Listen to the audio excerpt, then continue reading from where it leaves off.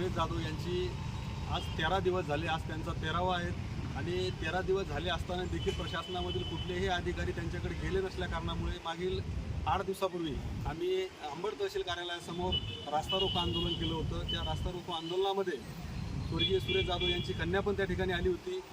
तसेच मागचे 128 दिवस अंबड तहसील कार्यालयासमोर या मल्टीस्टेटच्या संदर्भामध्ये संवैधानिक मार्गाने आंदोलन उपोषण करून देखील न्याय मिळाला नसल्या कारणामुळे आम्हाला रस्त्यावर उतरण्याची गरज त्या ठिकाणी पडली होती।